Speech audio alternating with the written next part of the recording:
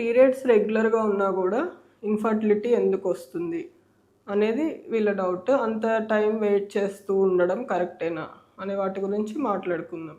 జనరల్గా ఏంటంటే లేడీస్లో ఓవ్యులేషన్ కరెక్ట్గా అవుతుందా లేదా అనే దాన్ని బట్టి, నెక్స్ట్ ట్యూబ్స్ కూడా ఓపెన్ ఉన్నాయా, ఇంకా లైనింగ్ ఎండోమెట్రియల్ లైనింగ్ కరెక్ట్గానే ఉందా, ఈ ఫ్యాక్టర్స్ని బట్టి ప్రెగ్నెన్సీ అనేది డిపెండ్ అవుతుంది. దాంతోపాటు మేల్లో అయితే సెమెన్ టెస్ట్ నార్మల్ ఉందా లేదా అనేది కూడా చూస్తాము. సో ఓవ్యులేషన్ కరెక్ట్గా అవుతుంది, లైనింగ్ కరెక్ట్గా పెరుగుతుంది అంటే మోస్ట్లీ పీరియడ్స్ అనేటివి రెగ్యులర్గా వస్తాయి. అవి కాకుండా కానీ ఇన్ఫర్టిలిటీకి అదర్ రీజన్స్ కూడా ఉంటాయి. ఆ ఎగ్ క్వాలిటీ ఎలా ఉందో తెలియదు. నెక్స్ట్ వచ్చి ట్యూబల్ కాజెస్, ట్యూబ్స్ ఏమన్నా బ్లాక్ ఉండొచ్చు. నెక్స్ట్ ఇంకా ఎండోమెట్రియంలో కూడా లైనింగ్ కరెక్ట్గా పెరుగుతున్నా కూడా ఇంకా అదర్ రీజన్స్ ఏదన్నా ఎండోమెట్రియోసిస్, ఎడినోమయోసిస్ ఇలాంటి ఫ్యాక్టర్స్ కూడా ఉండొచ్చు అనమాట. అది కాకుండా కొంతమంది మేల్స్ అసలు జెంట్స్ చెక్ చేసుకోకుండా లేడీస్ పీరియడ్స్ రెగ్యులర్ వస్తున్నాయి కాబట్టి వెయిట్ చేస్తూ ఉంటారు. సో ఒక్కొక్కసారి సెమెన్ అనాలిసిస్లో కూడా కౌంట్ తక్కువ ఉండడం, మొటిలిటీ తక్కువ ఉండడం, ఇలా కూడా రీజన్స్ ఉంటాయి. మన బాడీలో ఉమెన్ ఎగ్ కౌంట్స్ ఎంత ఉంది, అసలు మనకి ఎగ్ బాడీలో ఎగ్ రిజర్వ్ అనేది కరెక్ట్గా ఉందా లేదా అని తెలుసుకోవడానికి ఏమైనా టెస్ట్ ఉంటాయంటే one of the important test ఏంటంటే ఏఎంహెచ్ అనమాట, అంటే యాంటీ మొలేరియన్ హార్మోన్. సో ఈ ఏఎంహెచ్ అనే బ్లడ్ టెస్ట్ ద్వారా మన బాడీలో ఎగ్ రిజర్వ్ అనేది ఎంత ఉంది అనేది మనం తెలుసుకోవచ్చు అనమాట. సో నార్మల్గా ఈ ఏఎంహెచ్ అనే బ్లడ్ వాల్యూ మనకి మోర్ దాన్ 1.5 to 3 మధ్యలో ఉంటే మనం నార్మల్ రిజర్వ్, ఓవేరియన్ రిజర్వ్ ఉన్నట్లు అనమాట.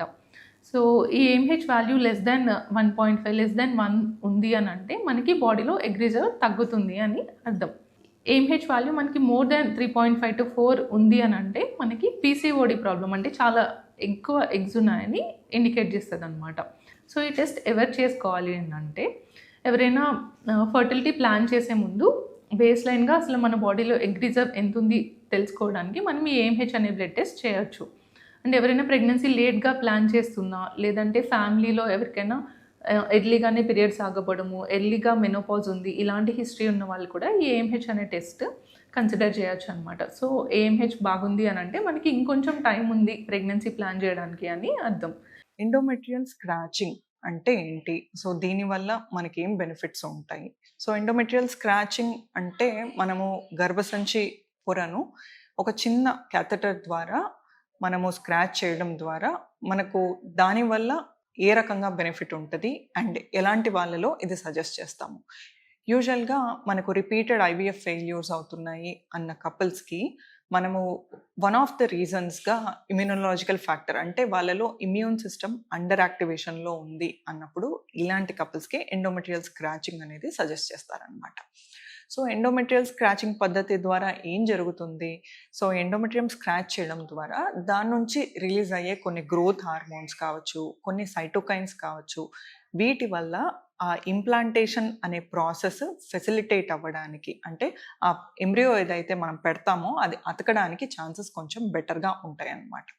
సో ఎండోమెట్రియల్ స్క్రాచింగ్ పద్ధతి ద్వారా మనము ఏదైతే ఇండికేటెడ్ కపుల్స్కి ఎండోమెట్రియల్ స్క్రాచింగ్ చేస్తామో దానివల్ల మనకు బెనిఫిట్ ఉండే ఛాన్స్ ఉంటుంది. ఈరోజు మనం పీసీఓడి ఉన్నా కూడా ఎంతవరకు న్యాచురల్గా ప్రెగ్నెన్సీ వచ్చే అవకాశాలు ఉన్నాయి, అసలు పీసీఓడిలో న్యాచురల్ ప్రెగ్నెన్సీ సక్సెస్ రేట్స్ తగ్గడానికి రీజన్స్ ఏంటి అనేది డిస్కస్ చేద్దాం. సో జనరల్గా మనకి నార్మల్గా 1 yearలో చూసుకున్నట్టయితే 12 months ఉంటాయి. సో జనరల్గా నార్మల్గా లేడీస్కి ఈచ్ మంత్, అంటే పీరియడ్స్ రెగ్యులర్గా ఉన్న వాళ్ళకి, అంటే నెలసరి కరెక్ట్గా ఉన్న వాళ్ళకి ఈచ్ మంత్ వాళ్ళకి ఎగ్ అనేది డెవలప్ అవుతుంది, విడుదలవుతుంది. సో అలా చూసుకున్నట్టయితే 1 yearలో వాళ్ళకి 12 times పీరియడ్స్ వస్తాయి.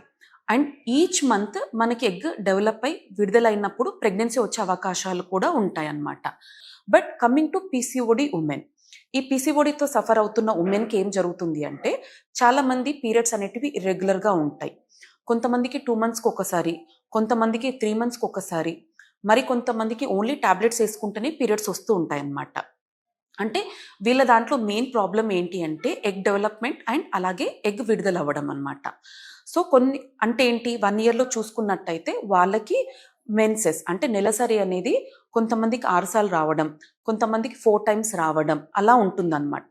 సో దీని పరంగా చూసుకున్నట్టయితే సహజంగా వచ్చే ప్రెగ్నెన్సీ అనేది ఆటోమేటిక్గా మనకి 50% అనేది తగ్గింది. ఈరోజు మనం ఈ వీడియోలో ప్రెగ్నెన్సీ రావాలి అంటే సీమన్ అనాలిసిస్లో సీమన్ పారామీటర్స్ ఎలా ఉండాలి అన్న టాపిక్ గురించి మాట్లాడుకుందాం. సీమన్ అనాలిసిస్ అనేది ఒక బేసిక్ టెస్ట్, మగవాళ్ళలో ఉండే ఒకే ఒక టెస్ట్.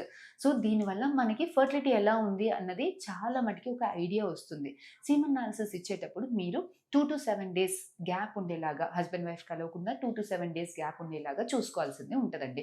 సో సీమన్ అనాలిసిస్లో మనకి రిపోర్ట్లో చాలా పారామీటర్స్ ఎవాల్యుయేట్ చేస్తాం. అందులో ఇంపార్టెంట్వి 5 పారామీటర్స్.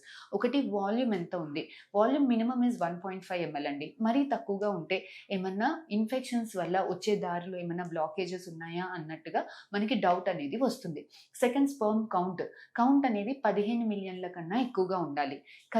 థర్డ్ ఇస్ కదలికలు అండి. స్పర్మ్ కదలికలు మినిమం 100లో 32 స్పర్మ్స్ అన్నా ముందు కదులుతూ ఉండాలి.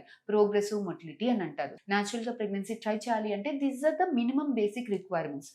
లాస్ట్ పారామీటర్ ఇస్ మార్ఫాలజీ అండి. అంటే షేప్ ఎలా ఉంది, కణం చూసినప్పుడు సైజు, హెడ్, నెక్, టెయిల్ సైజుల ప్రకారం ఉందా, షేప్స్ అంతా కరెక్ట్గా ఉందా, 100లో 4 స్పర్మ్స్ అన్న షేప్ ప్రకారం ఉండాలి. ద ఫిఫ్త్ పారామీటర్స్ ఏంటి అని అంటే పస్ సెల్స్ ఉన్నాయా, లోపల ఏదైనా ఇన్ఫెక్షన్ సెల్స్ ఉన్నాయా. So this is the basic requirement.